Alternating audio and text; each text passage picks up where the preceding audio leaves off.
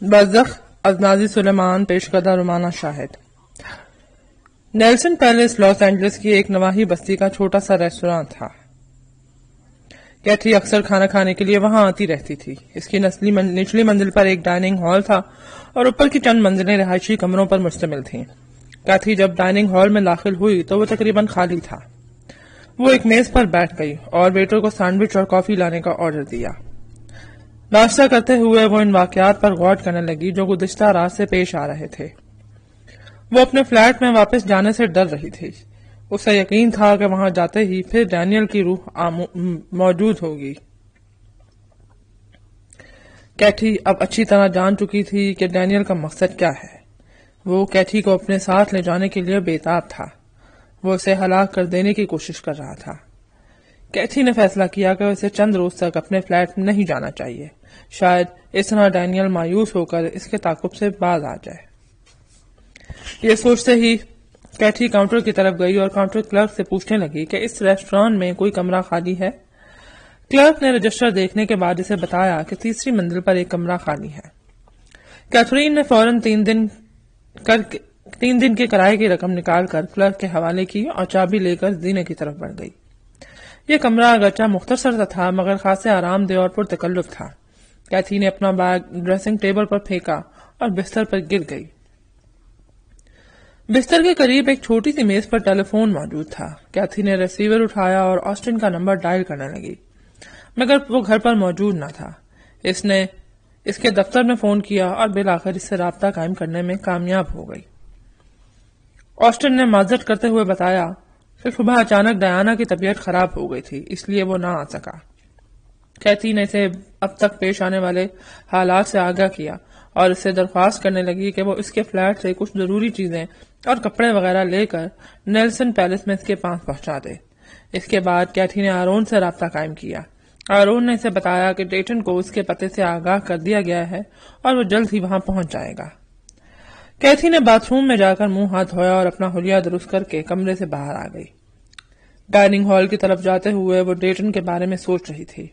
کیتھی اس سے صرف ایک بار ملی تھی اور وہ بھی چند سیکنڈ کے لیے، مگر اس نے پہلی ملاقات میں ہی ڈیٹن کو ایک دلچسپ اور زندہ دل شخص پایا تھا۔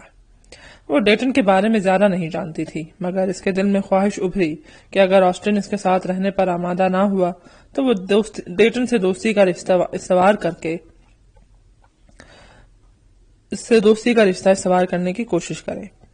اگر ڈیٹن سے اس کے دوستانہ تعلقات پیدا ہو جائیں تو وہ ڈینیل کی روح کو یہ باور کرانے میں کامیاب ہو سکتی ہے کہ وہ کسی اور سے محبت کرتی ہے۔ کیتھی کو ڈائننگ ہال میں پہنچتے کچھ ہی دیر ہوئی تھی کہ ڈیٹن اندر داخل ہوا۔ کیتھی کی طرف دیکھتے ہی اس کے چہرے پر ایک دل فریب مسکراہٹ نمودار ہوئی اور وہ تیزی سے اس کی طرف بڑھا۔ ہیلو کیتھی، تم سے دوبارہ مل کر بہت خوشی ہوئی۔ یہ کہتے ہوئے ڈیٹن اس کے مقابل بیٹھ گیا اور ادھر ادھر دیکھتے ہوئے مصنوعی خوف سے بولا، وہ گوریلا کہیں قریب ہی تو موجود نہیں ہے؟ کیتھی نے ہلکا سا قہقہہ لگایا اور بیرے کو کچھ سنیکس لانے کا آرڈر دے دیا۔ چند لمحوں کے بعد وہ گہرے دوستوں کی طرح باتوں میں مشغول ہو گئے۔ ڈیٹن کی دلچسپ باتیں سنتے ہوئے کیتھی بار بار قہقہے لگا رہی تھی اور ڈینیل کی روح کا پیدا کردہ تمام تر خوف اس کے ذہن سے محو ہو چکا تھا۔ کیتھی نے اس سے ان تمام واقعات سے آگاہ کیا جو ڈینیل کے مرنے کے بعد پیش آ چکے تھے۔ ڈیٹن نے اسے مشورہ دیا کہ وہ کچھ دنوں کے لیے اس کے موٹیل میں منتقل ہو جائے۔ کیتھی نے چند لمحوں کے لیے سوچا اور پھر اس پر رضامندی ظاہر کر دی، مگر وہ آسٹن کے آنے تک اسی ریسٹوران میں رہنا چاہتی تھی۔ ڈیٹن اس پر فوراً تیار ہو گیا۔ کچھ دیر کے بعد وہ ڈائننگ ہال سے اٹھے اور اوپر کی منزل پر جا کر آسٹن کا انتظار کرنے لگے۔ آسٹن جب کیتھی کے فلیٹ میں پہنچا تو اس کا بیرونی دروازہ کھلا ہوا تھا اور ڈرائنگ روم میں فرنیچر بے ترتیبی سے بکھرا ہوا تھا۔ آسٹن مضبوط اعصاب کا مالک تھا اور اسے یقین تھا کہ ڈینیل کے بارے میں کیتھی نے جو کچھ بتایا ہے وہ محض اس کے توہمات پر مبنی ہے، لیکن اس خالی فلیٹ میں داخل ہوتے ہی اس کو ایک عجیب سا خوف محسوس ہوا۔ وہ ڈرائنگ روم سے گزر کر تیزی سے کیتھی کی خوابگاہ میں داخل ہوا تاکہ جلد از جلد ضروری چیزیں اور کیتھی کے کپڑے سمیٹ کر اس فلیٹ سے باہر نکل آئے۔ لیکن جب وہ کیتھی کا سامان ایک بڑی سی اٹیچی میں ٹھونس کر خوابگاہ سے نکلا تو یہ دیکھ کر ٹھٹک گیا کہ ڈرائنگ روم کے صوفے پر وہ قوی ہیکل شخص براجمان ہے۔ جسے وہ چند روز پہلے وینس پارک میں بھی دیکھ چکا تھا۔ اس کے چہرے سے وہی نفرت چھلک رہی تھی اور اس کی قہر آلود نگاہیں آسٹن پر جمی ہوئی تھی۔ کیتھی کہاں ہے؟ ڈینیل نے دھیمے مضبوط لہجے میں کہا، اور تم یہ کیا اٹھا کر لے جا رہے ہو؟ یہ میری کچھ ضروری چیزیں یہاں پڑی تھیں، میں انہیں اپنے گھر لے جا رہا ہوں، آسٹن نے ہچکچاتے ہوئے کہا۔ ڈینیل چند لمحے خاموشی سے اس کی طرف دیکھتا رہا، پھر دانت پیستے ہوئے اٹھا اور آسٹن کی طرف بڑھتے ہوئے بولا، تم جھوٹ بول رہے ہو، بتاؤ کیتھی کہاں ہے؟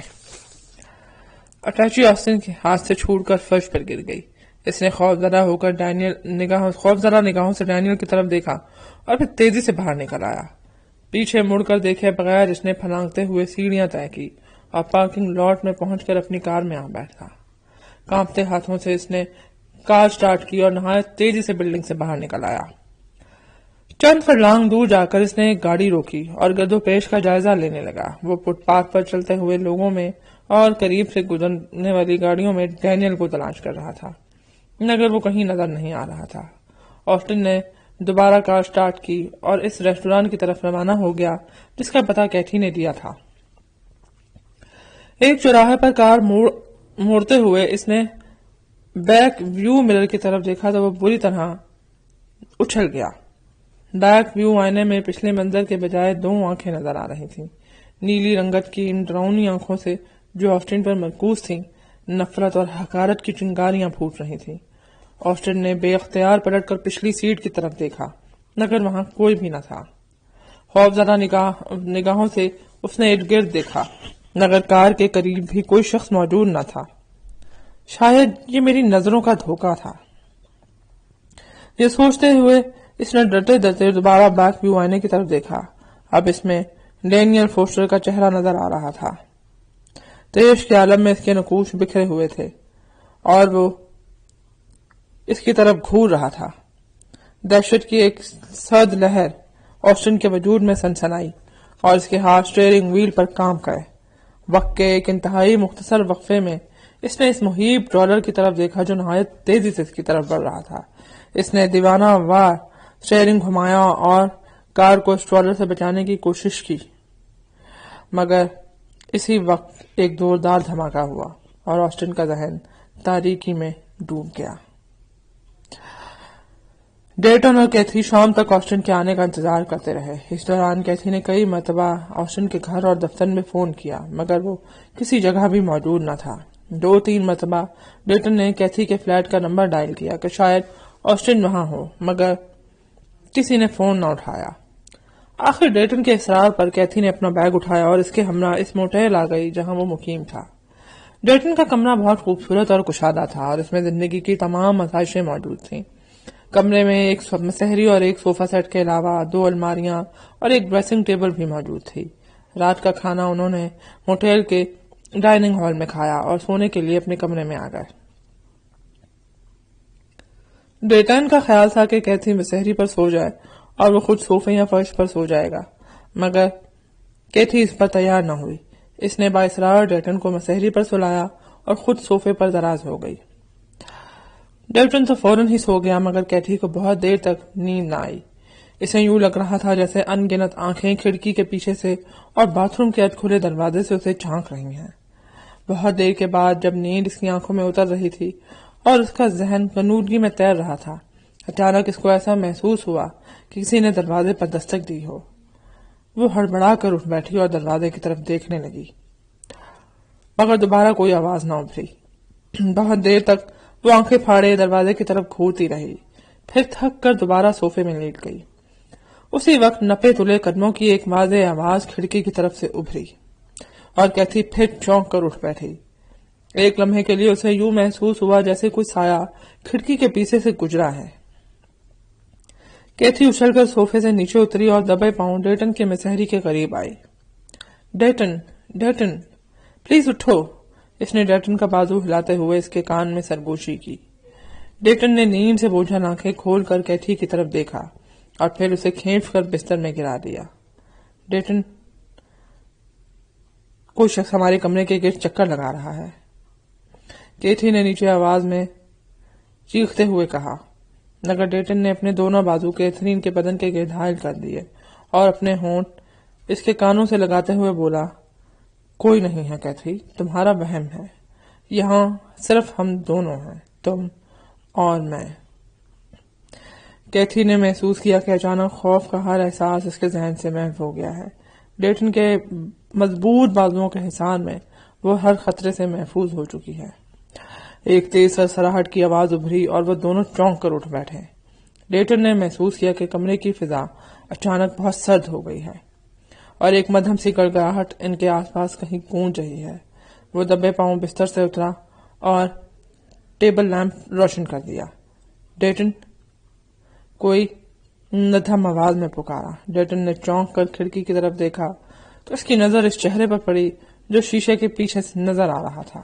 یہ چہرہ تاریکی میں تھا اور اس کے نقوش واضح طور پر نظر نہیں آ رہے تھے، مگر چاند کی روشنی میں چمکتے ہوئے اس کے سنہری بانوں کو دیکھتے ہی ڈیٹن یہ سمجھ گیا کہ یہ ڈینیل کے سوا اور کوئی نہیں ہے۔ شدید خوف کی ایک لہر اس کی ہڈیوں میں اتر گئی اور اس کے قدم فرش پر گڑ کر رہ گئے، مگر جلد ہی اس نے خود پر قابو پا لیا اور آگے بڑھ کر اس ویڈیو ٹیپ ریکارڈ کو آن کر دیا جو مسحری کے قریب ہی رکھا ہوا تھا۔ پھر اس کا ہیڈ فون اپنے سر پر جما کر وہ مسحری میں بیٹھ گیا۔ کیتھی اس کے پہلو میں سمٹ گئی۔ ڈیٹن نے محسوس کیا کہ اس کا پورا بدن لرز رہا ہے۔ ڈیٹن نے دونوں ہاتھوں سے اس کے بکھرے ہوئے وجود کو سمیٹ لیا اور نظریں ویڈیو ٹیپ کی اسکرین پر جما دیں۔ اسکرین پر ایک سرخ لکیر نظر آ رہی تھی جس کی حرکت لمحہ بہ لمحہ تیز ہوتی جا رہی تھی۔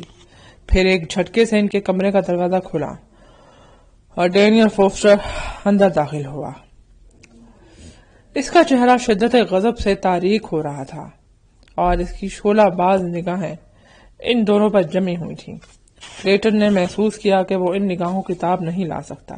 اس نے دوبارہ اسکرین پر نظریں جما دیں جس پر ایک روشن سرخ لکیر تیزی سے اچھل رہی تھی۔ ڈیٹن، میں تم سے ایسا انتقام لوں گا کہ تم قیامت تک نہیں فراموش کر سکو گے۔ ڈیٹن کی آواز کسی فنکار سے مشابہ تھی۔ تم نے 2 ناقابل معافی جرم کیے ہیں۔